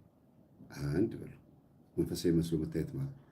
ሁለተኛ ደግሞ ቤት መጥተው ደግሞ መዝሙር ክፍት ያደርጉና ሳሩን ጉዝጉዝ አድርገው አንተ ታውቃለህ መድኃኔዓለም ምናምን እንደዚህ ማሳየት በሁኔታዎች ድራማ መስራት፣ ዝክር ማዘከር ስላችሁ ምንም እንዳላደረገ ሰው ምናምን ጭራሽ በእንቅርት ላይ ጆሮ ደግፍ ከእግዚአብሔር ጋር ለመጣላት እኮ ነው። ባዕድ አምልኮ እያመለኩ ጨሌ ቤታቸው ውስጥ እያለ መተተኞች ሆነው ቡዳ መንፈስ እያለባቸው ያንን ለማስወጣት ትግል ሳያደርጉ ሰው ላይ እንደገና መልሰው መተት እያደረጉ ዝክር አዘክረው ደግሞ ሲኑ ብሉ ጠጡ ምናምን ብለው ይጠራሉ። ከዛ ለአንቺ ወይም ለአንተ መተቱ ለየት ብሎ ነው የሚመጣላችሁ። ለእሷ ብቻ ነው ይህ ጎረቤቴ ስለሆንሽ ነው እንኪ ጠጪ ለአንቺ ያስቀመጥኩልሽ ተብሎ የተለየ ጠላ ወይም የተለየ ዳቦና ምግብ ይመጣላቸዋል። ስለሚወደድ ነው ብላችሁ ጥርግ ስታደርጉ አጅሬው ግብት ያ የሚወዳችሁ መንፈስ ማለት ነው። እና አስመስሎ ማጥቃት ማለት ነው። መንፈሳዊ ለመምሰል ይሞክራሉ ማለት ያዘኑላችሁ መምሰል ምናምን ከንፈር ከመምጠት ጀምሮ ማለት ነው። እንደዚህ አይነት ነገር ይህን ነው ቅድም ያልኳችሁን የሚፈልጉትን ለማግኘት ያታልላሉ የሚለውና መንፈሳዊ ለመምሰል ይሞክራሉ የሚለው ይለያያል። ያኛው እናንተ ጋር ተጠግተው፣ እነዚህ ግን በቤታቸው ሆነው ምንም እንዳላደረጉ ቤታቸው አቴቴ ጨሌን እንዳለም የማይታወቅባቸው ሰዎች አሉ። እንደሚያመልኩ የማይታወቅባቸው ከስንት አንድ የቤት ሰራተኞቻቸው ያጋለጧቸው በጣም ብዙ ሰዎች አሉ። እና ሰራተኛ መቅጠርም አይወዱም። አንዳንዶቹ ጭራሽ ነው ቤታቸው ውስጥ ያለው ነገር እንዳይወጣ አይወዱም። የሚያደርጉት ነገር እንዳይታወቅ የአሳ ግማቱ ካህናቱ የሚባለው ይሄ ነው። ዋናው ነገር እንዳይታወቅ እንግዲህ አሳ ወገቡ ተቆርጦ ውሃ ውስጥ እየዋኘ ይሄዳል ይባላል። ለምን? አጠቃላይ ሙሉ 90% ህይወቱ ያለው ጭንቅላቱ አካባቢ ስለሆነ ነው አይደል?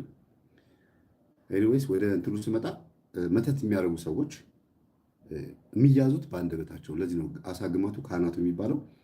መተት እንዳደረጉ ልክ አንዲት ሴት ትክክለኛ መልኳን ለማወቅ ጠዋት ስትነሳ በራንኳ ስታያት ነው። ተቀባብታ ከወጣች በኋላ ሳይሆን ከእንቅልፏ እንደተነሳች ያት የሚባለው አሁን በአሁኑ ጊዜ ያለው ይሄ ነው አንዱ። ልክ እንደዛ ሁሉ ደግሞ መተት የሚያደርጉ ሰዎችና ችግር ያለባቸው ሰዎች ሲናደዱ፣ ሲቆጡ ወይ የሆነ ጸብ ሲነሳ የዛን ሰዓት እወቋቸው ይባላል። መልሳቸውን ታዩታላችሁ። ትክክለኛ ማንነታቸው የሚታወቀው የዛን ሰዓት ነው። ሰራውልሽ ወይ ደግሞ እኔማ አስገብቼልሻለሁ ማለት ትላለች። እሺ። እና ይሄ ነው ሶስተኛው። አራተኛው ቀይ መስመራችሁን ይንቁታል። በጣም የሚገርመው ነገር ይሄ ነው። ድንበራችሁን፣ ቀይ መስመራችሁን ይንቃሉ። እና በአንድም በሌላ መንገድ እናንተ ያከበራችሁትን አያከብሩም ነው። ወደ ባላችሁ እንድትጠጋ የማትፈልጓት ሴት ወደ ባላችሁ በጣም ትጠጋለች።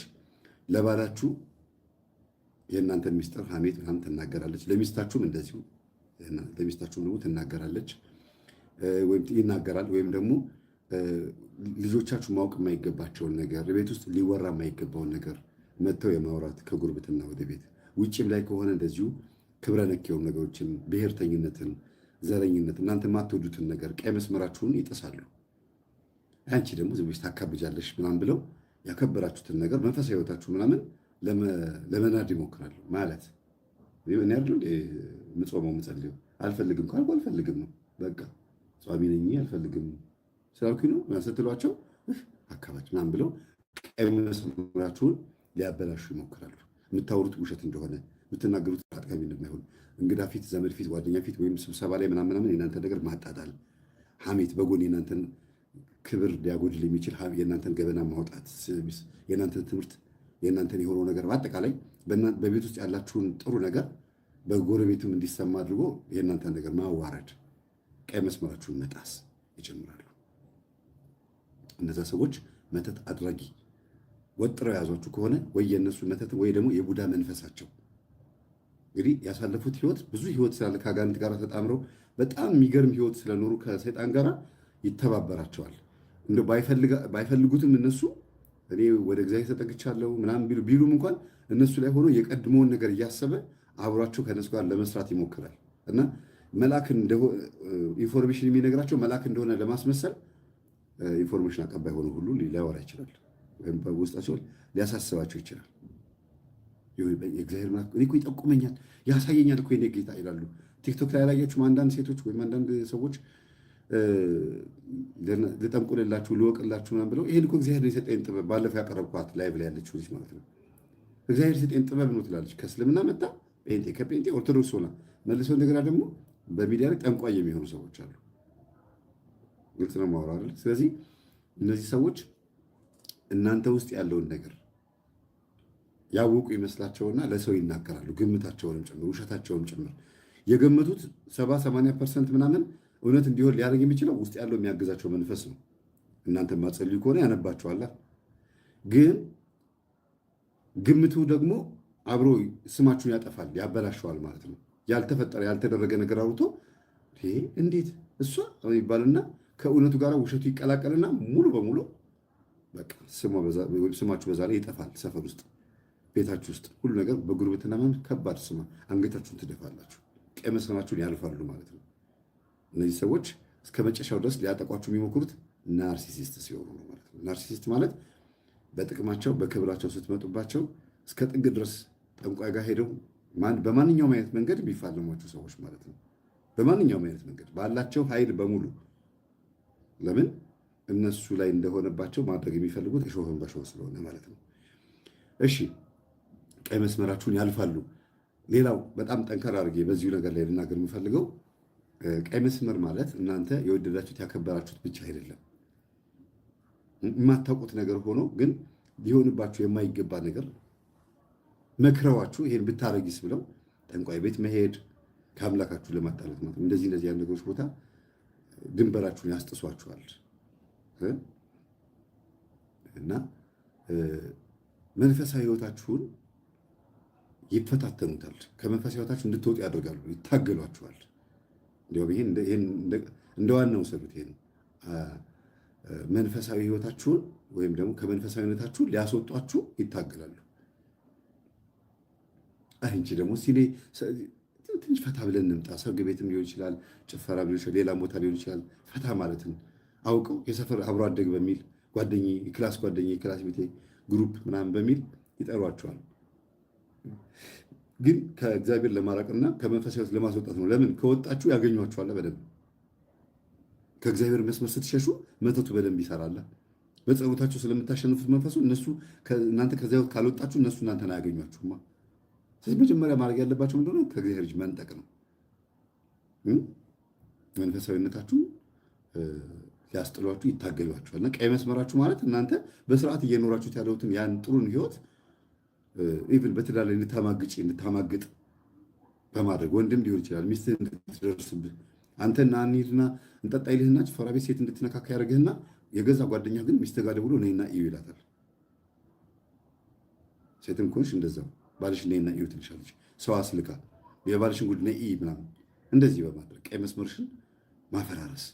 ባሌ እኮ እንደዚህ አያረግም ስትይ ያ እርግጠኛ የሆንሽበት የተማመንሽበት ወይም ሚስቴ እንዲህ አታረግም ልጆቼ እንደዚህ አያረጉም ያልከውን የተማመንክበትን ነገር ይደረምሱታል። ቀይ መስመሩን ያሳልፉባቸዋል። ለምን? የእናንተ ቤት ምን እንዲሆን ስለፈለጉ እና ይሄ ነው። ሌላው ንግግራቸውና ድርጊታቸው ያጋለጣቸዋል። ቅድም እንዳልኳችሁ የአሳ ግማቱ ካናቷ ላይ የተባለው በቃ በሚያወሩት ነገር ትደርሱባቸዋላችሁ።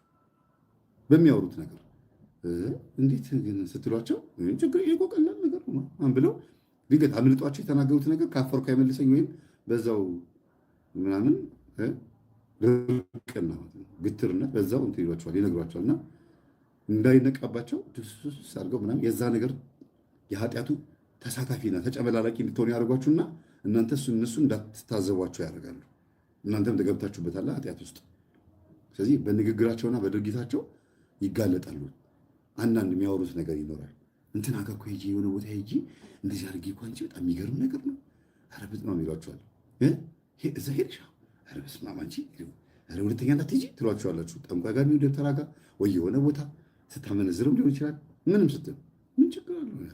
የሆነ ቦታ ሄጄ አስርቼ ማፍዘዝና ማግባት ነው ስትል፣ ኧረ እንደሱ አይደረግ፣ አሪፍ ነው እባክሽ ሞክሪው አንቺም ትላችኋለች። በአነጋገር ታገኟቸዋላችሁ። ከዛ ዛሬ እቺ ሴትዮ ወይም ይሄን ሰውዬ እንደዚህ ሆኖ በዚህ ንግግሩ ካወቅኩት ወይም ካወቅኳት ስትሉ ከዛ ነገ ከነገ ወዲያ እናንተ ላይም እንደማይመለሱ ታውቁባቸዋላችሁ ማለት ነው። ስለዚህ መተት የሚያደርጉ ሰዎች በንግግራቸው ይያዛሉ፣ በአስተሳሰባቸው ታውቋቸዋላችሁ። ሌላው ስድስተኛ ኮተታሞች ናቸው። ኮተት ከኪሳቸው ምናምን አይጠፋም። የሆነ ነገር የታዘዙት ነገር ሲያደርጉ የሆነ ሰዓት ጥፍት ይሉባቸዋል። በበዓል ጊዜ በሆነ ጊዜ አንድ የሚያጋልጣቸው ነገር አታጡም። ምን ያደርግልሃል፣ ምን ያደርግልሻል ስትሏቸው ይሄ ነገር አሪፍ ነው ተብዬ ያዡ ተብዬ ነው ይላሉ። ቤት ውስጥም ኮተት አይጠፋም። አጠቃላይ የሚቀቡት፣ የሚበሉት፣ የሚጠጡት የሆነ ነገር የሚያደርጉት ነገር አይጠፋም። አርጉ የተባሉት ነገር ሲያደርጉ ታገኟቸዋላችሁ። የሆነ ልማድ ላይ ታገኟቸዋላችሁ። ስለዚህ መተት አድራጊዎች፣ መንፈስ የሚልኩ ሰዎች የቡዳ መንፈስም ያለባቸው ሆኖ እናንተ ላይ እንዳስተላለፉባቸው የምታውቁት ሲዘባርቁ ወይም ደግሞ በንግግራቸው ባካሄዳቸውም ጭምር ነው ማለት ነው። ሞር 70% ግን መተት አድራጊ የሚለውን ያዙልኝ። ሌላ ሰባተኛው የቀረባቸው ሰው በሙሉ በመንፈስ ይጨነቃል፣ ይረበሻል። የመጨረሻ ነው። ከዚህ በኋላ የለኝም። ይሄ አሁን ለመጨረሻ ጊዜ የምናየው ምንድን ነው? እንደዚህ አይነት ሰዎች አጠገባችሁ ሲሆኑ ኮንፈርት አይሰማችሁም። የምቾት ቀጠናችሁ ይረበሻል። ቶሎ በወጡ እነዚህ ሰዎች ምናምን ትላላችሁ። አንድ ግን የእግዚአብሔርን ቃል የሚነግሯችሁን ሰዎች ሊያስጨንቋችሁ ይችላሉ። ለምን? እናንተ ጋር ያለው መንፈስ ስለሚጨነቅ ሲመክሯችሁ፣ ተው እባካችሁ እንደዚህ አታርጉ ምናምን ሲሉ ቶሎ እንዲለያችሁ የምትፈልጉ ነው ማለት መተት አለባቸው ማለት አይደለም። ስንት መንፈሳዊ ወንድም እህቶች አሏችሁ። እናንተ ይህን ትምህርት የምታዳምጡ ለመጀመሪያ ጊዜ የምታዳምጡ ሰዎች ከሆናችሁ ነው። ታዲያ መደበኛ ተማሪዎች ከሆናችሁ ይሄ አይመለከታችሁም። ለመጀመሪያ ጊዜ ይህን ትምህርት የምታዳምጪ ወይም የምታዳምጥ ወንድሜ ወይም የምታዳምጡ ሰዎች በአጠቃላይ የሚመክሯችሁ ሰዎች ማንነት ማን እንደሆኑ በንግግራቸው ማወቅ ይቻላል። ወደ እግዚአብሔር ተመለሺ፣ ንስሐ ግቢ ምናምን ሲሏችሁ እናንተ ከሱስ ላለመውጣት ከችግራችሁ ካለባችሁ የኃጢአት ረመጥ ከችግሮቻችሁ ላለመውጣት በምታደርጉት ማፈግፈግ ቶሎ እንዲሄዱላችሁ ተመኛችሁ ማለት መተት አድርገውባችኋል ማለት አይደለም። ስለዚህ እናንተ አጠገብ መንፈስ ያለበት ሰው አብሯችሁ ሲሆን ሲርመጠመጥ ታዩታላችሁ። ግን ሲርመጠመጥ ምን ሲል አብሮ ሲንቀሳቀስ ደስ አይላችሁ። በልታችሁ ወዳችሁን ያማችኋል። በስማን ብላችሁ ስትበሉ አጠቃላይ ከእሱ ጋር ስትሆኑ ደስ አይላችሁም። ለጊዜው ደስተኞች ስትሆኑ ትችላላችሁ። ግን ከዛ በኋላ ምንድን ነው ከእሱ ጋር ስሆን ወይም ከእሷ ጋር ስሆን ትንሽ ደስ አይለኝም፣ የሆነ በቃ ቢከብደኝ ነገር አለ ምናምን ትላላችሁ። አብሮት ተሸክሞት የሚጓዘው ነገር ስላለ ብዙ ኮተት አለ፣ አብሯቸው የሚመጣ ነገር አለ እና ሰው የመንፈስ ወዛደር ነው፣ የመንፈስ ወዛደር ነው እና አንድ የሆነ ቪዲዮ ላይ እቺ ነበር በቀደም እስቲ ድንገት ካገኘሁት በጣም ነው የሚገርም ቪዲዮ ነው። ሴትዮዋ በሌላ ላይ ሴጣን ተሸክማ ስትጓዝ ነው ያየሁት እና እዚህ ላይ አይደለም የሚቀርጽበት ስልክ ላይ ነው እና እላዋ ላይ ሆኖ ስትበላም ስትጠጣም ምግቡን ይነካባታል። የገዛችውን የነካችውን ዕቃ በአኒሜሽን ሰርተውት በኤአይ ሰርተውት ነው እና እላዋ ላይ አዝለዋለች መንፈሱ እና እንባ በእንባ ነው የምትሆነው። በቃ የነካችሁ ሁሉ ይበላሽባታል። ምን ያህል ይሄ ኤአይ የገባቸው ሰዎች ናቸው የሰሩት ብዬ ገርሞኛል። ራሱ ምን አይነት መንፈስ ህይወት ቢገባቸው ነው ይሄን ነገር የሰሩት? ሁሉን የነካችሁን በሙሉ ሲነካባት ይበላሽባታል፣ ይወድቅባታል፣ ይሰበራል፣ ትልበትል ይሆናል ምናምን እና የቀረባችሁ ሰው መንፈስ ምናምን ኮተት ያለበት ባዕድ አምልኮ ቦታ የሚሄድ የሚገብር ወይም ደብተራ ጋር የሚከታተል እንዲህ አይነት ልምምድ ያለው ሰው ከሆነ ምቾት አይሰማችሁም። አብራችሁ ተኝታችሁም ትቃዣላችሁ፣ እንቅልፍ ቶሎ አይወስዳችሁም። ብቻ በአጠቃላይ የሆነ የምትረዱት በቃላት የማይገለጥ ስሜት ይኖራል፣ ጭንቀት ይኖርባችኋል፣ ይረበሻል ውስጣችሁ እና ንስሐ ግባ፣ ጸበል ተጠመቅ ምናምን ብላችሁ መንገር አለባችሁ። ምንም እንኳን አለብህ ባትሉትም ግን ትከብደኛለህ ባይባልም ግን በዘዴ አድርጋችሁ ያን ሰው እንዲጠመቅ ትምህርት እንዲያዳምጥ ማድረግ፣ ድጋሚ ላለማግኘት መሞከር በስልክ ብቻ ወይም ደግሞ አጠቃላይ ተጠንቅቃችሁ ጸሎት አድርጋችሁ ማግኘት፣ ቤተሰብም ከሆነ ራሳችሁን ጠብቃችሁ በደንብ አድርጋችሁ ማግኘት። ስትመክሩት ራሱ የእሱ ለምን መከራችሁት የሚል መንፈሱ ይመጣና እናንተ ሊያጠቃ ሁሉ ይችላል።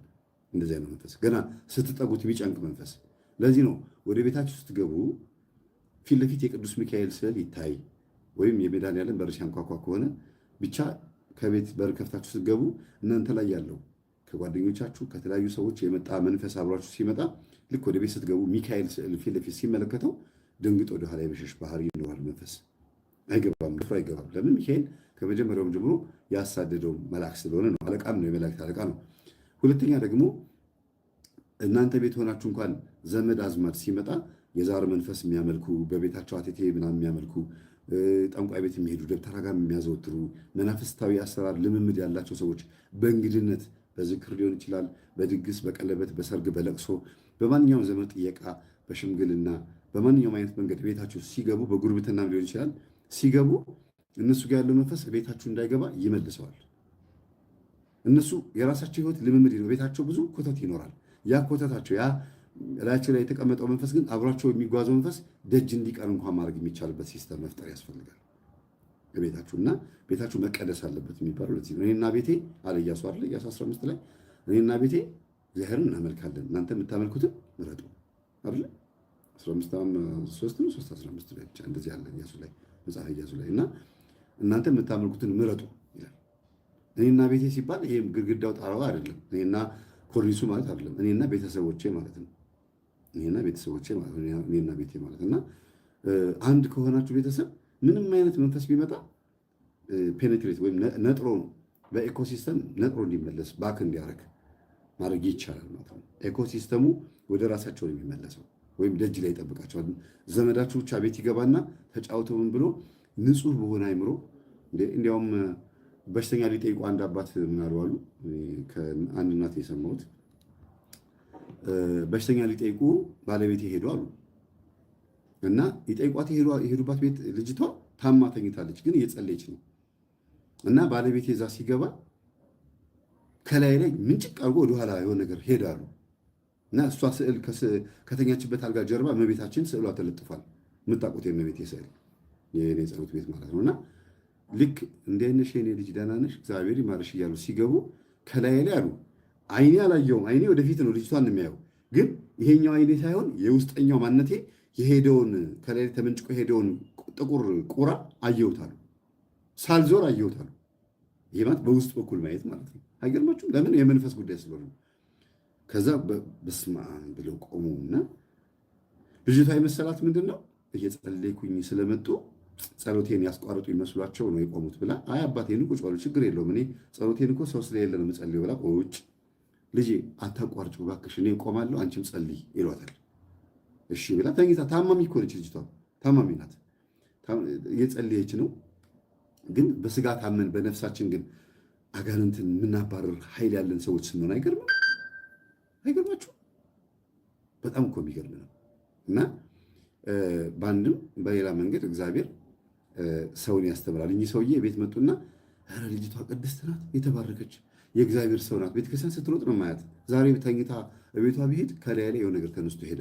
ከዛ የተፈጠረው ደግሞ የሚገርማችሁ ቁጭ አሉ እኚህ ሰውዬ ጸሎቷን ጨርሳ በስንት ትግል ነው የጸለየችላቸው። ለምን? እሷ የጸለየች የነበረው ሰው እስኪመጣ ድረስ ስለነበረ ነው። እና ከዛ ታማሚ ሆና እሳቸው አይዞሽ ትድኛለች ሲሏት እሷ ትመክራቸዋለች። አባቴ እንዴት ነው ድሮ እኮ ለጠንቋይ ዶሮ ያርዱ ነበረ ለምን ንስሐ አይገቡም ምናምን ብላ ትመክራቸዋለች። ሊጠይቋት የመጡትን ሰዎች መሆኑ የምትመክር ልጅ ነች። የራሱ ንግግር ነው። በጣም እኮ የምትገርም ልጅ ናት። እና የመጡትን ሰዎች ንስሐ ግቡ ነው የምትላቸው። የእሷስ ይለያል ይላሉ ብዙ ሰዎች። ራሷ ተይዛ እኛን ንስሐ ግቡ ትላለች። እንደውም እግዚአብሔር እንደውም የማይመክርበት አንደበት የለም ምናምን እያሉ ነው የሚያወሩት። እና እኚህ ሴትዮ እኚህ ሰውዬ በቤት መጥተው ለሚስታቸው ምን ቢሏቸው ጥሩ ነው? አሁን ኦልሬዲ እግዚአብሔር ይመስገን ከህመሟ ስትነሳ መቆረቢያ ልብስ ከቢሮ ወስዳ ሁለቱም እናትና አባት አስቆርባቸዋለች። ለጊዜው ኦፕራሲዮን ስለነበረ ለጊዜው የታመመችውና መነሳቷ የማይቀር ነበር። ለምን? ስጋ ነው፣ ይድናል። እግዚአብሔርም ደግሞ ያድናል፣ ይፈውሳል። አሁን ለሚስትየዋ መጥተው ምን ይሏቸዋል? እኔ ልጠይቅ ሄጄ እግዚአብሔር ጠየቀኝ። ታማሚው እኔ ነበርኩ። በሽተኛው የተራመደ ሄዶ ጤነኛዋን ጠይቋት መጣ ምናምን ብለው ቀለዱ። ምን ማለት ነው ምናምን እያሉ ቡና ያፈላሉ። አልጠጣም አሉ ሰውየው።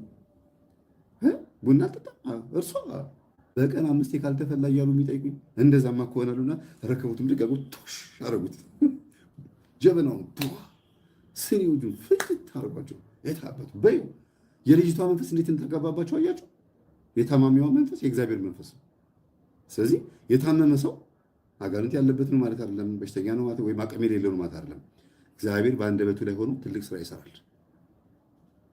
ተዋ አድርገው ሰበሩት። በቃ ከዛስ የቅዱስ ፖሊካርፕን ታሪክ አስታወሰኝ። ቅዱስ ፖሊካርፕ የዮሐንስ የወንጌላዊ ዮሐንስ ደቀ መዝሙር ነው። እጅ የለውም፣ 2 እጁ ጉቶ ነው፣ እግሩ ተቆርጧል እና እጅም እግርም የሌለው ሰው ሲያበሉት ሲያጎርሱት ብቻ። ከዛ ቀጥሎ ደግሞ በቃ በአጠቃላይ በቃሬዛ ተሸክመውት ነው የሚዞሩት። ባሬላ በ4 ገጠር ሰው ሲታመም እንዴት ነው ተሸክማቸውታል የምትሄዱት? ልክ እንደዛ ፖሊካርፕን ተሸክመውት ነው የሚሄዱት። ግን የመፈወስ የማስተማር ጸጋ የነበረው ሰው ነበረ ይላል ቅዱስ ፖሊካርፕ። አህያዎች ሰው ሲደክማቸው በአህያ ላይ ጭነውት ነበር የሚሄዱት፣ በ4 አህዮች። ከዛ ሌሊት አደጋ ጣዮች መጡና አህዮቻቸውን አረዱባቸው። የቅዱስ ፖሊካርፕ ምቀኞች፣ አጋንንት ያደረባቸው ሰዎች ማለት ነው። አህዮቻቸውን አረዱባቸውና አህዮቹ ደግሞ አንዳንዱ ጥቁር አንዳንዱ ደግሞ ዜብራ ዥጉርጉር ነበሩ እና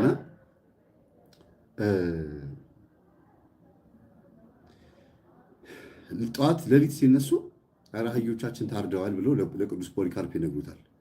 አቅርቧቸው ወደዚህ ይላል። አህዮቹን ከተቆረጠው አንገታቸው ጋር ወደሱ ያቀርቡለትና በጌታዬ በኢየሱስ ክርስቶስን በስመ አብ ወወልድ ወመንፈስ ቅዱስ ብሎ እጅ የለውም በአካሉ ያማትባል። ከዛ አህዮቹ አንገታቸው ይጋጠማል። ጠዋት ሲነጋ ብርሃን ወገግ ሲል ሲያዩአቸው የጥቁሩ አህያ ጭንቅላት የዥንጉርጉር አህያው አንገት ላይ መጥቶ ተተክሏል። ተቀያይሯል አንገታቸው። ለምንድን ነው? አንገታቸው ትክክል ገጥሞ ቢሆን ኖሮ በከለራው ተቆርጦ ነበረ ማለት አይቻልም። እንዴት ይታወቃል? ስለተቀያየረ ግን እግዚአብሔር ያደረገው ነገር ታወቀ። መገጠሙ በእግዚአብሔር ተአምር መቀየሩ መገጠሙ ተለየ ታወቀ ማለት ነው። ይህችም ልጅ ሊጠይቋት የመጡትን ሰዎች በሙሉ ጥሩ ትመኝላቸው እንደነበረ ማሳየው እነዚህ ሰዎች ሆኑ ማለት ነው። ለቅዱስ ቁርባን ሲበቁላት ይኸው ሊጠይቋት ቤቷ ሄደው እሷ መልሳ ቆረበቻቸው። እግዚአብሔር ነበረ ወደዚህ ቤት ይመራን የነበረው እያሉ የሰፈር ሰዎች ልጅ አመሰግኗት ነበር። ስለዚህ እኚህ ሰውዬ እቺ ልጅ ቀርበዋት አናግረዋት ከወጡ በኋላ ቀለለኝ ያሉ ሰውነታቸው። ትልቁ ነገር እዚህ ጋር ነው። ክፉ መንፈስ ያለበት ሰው ሲቀርባችሁ እንደሚከብዳችሁ ሁሉ የእግዚአብሔር መንፈስ ያለበት ሰው ሲቀርባችሁ ደግሞ የሆነ ሪላክስ የምታደርጉት ደስ የሚላችሁ ስሜት ይኖራችኋል። የሆነ ተስፋ ነገር ታገኛላችሁ። ደስ ይላችኋል። በቃ ስለ ራሳችሁ ማሰብ፣ ስለ መጪው ማሰብ፣ ስላለፈው ነገር ማሰብ ትጀምሩና አንድ ውሳኔ ላይ ትደርሳላችሁ። በቃኝ ማለት ነገር ይኖራል እና ይቺ ልጅ የእግዚአብሔር መንፈስ አሸክማቸው ወደ ቤት ገቡ። ረከቦቱን በዛው ቀን ሰበሩት እና የእግዚአብሔር መንፈስ ሁላችንን የሚጎብኘን መተት ያደረጉ ሰዎች ወይም መንፈስ ያለባቸው ሰዎች ሲቀርቧችሁ ላያቸው ላይ ያለው መንፈስ ያስጨንቃል፣ ይረብሻችኋል፣ ራስ ምታት ይለቅባችኋል። ከጮህባችሁ፣ ከሰደቧችሁ፣ ከተጨቃጨቃችኋቸው ደግሞ ይብሳል። ሰላማዊ እንኳን ሆኖ ቢመጡ አይደለም ሰላማዊ ሆኖ ቢመጡ እኮ ከባድ ነው እና ይሄን ይመስላል የዛሬው ቆይታችን። በሰፊው ለ2 ሰዓት ከ42 ደቂቃ ያክል ይዣቸዋለሁ። በጣም ይቅርታ አድርጉልኝ። 1845 ሰው ላይቭ ገብቶ ነበረ። 2000 ልንሞላ ትንሽ ነው የቀረን። ስለዚህ የመፍትሄ ትምህርቶች ያስፈልጋሉ አይደለ? የመፍትሄ ትምህርቶች እንጀምራለን ማለት ነው። እንግዲህ እግዚአብሔር ያስቀጥለን፣ እግዚአብሔር ያስቀጥለን። ሰርግ በዝቶብኝ ነው እንጂ ላይቭ ላይ ብዙ ጊዜ ብገባ ደስ ይለኛል፣ ብመጣ ደስ ይለኛል። ዛሬ ጊፍት የሰጣችሁ ሰዎች በሙሉ በጣም አመሰግናለሁ። እግዚአብሔር ያክብርልኝ። ተባረኩ። እግዚአብሔር ያስባችሁ። በጣም ረጅም ሰዓት ስላወራሁ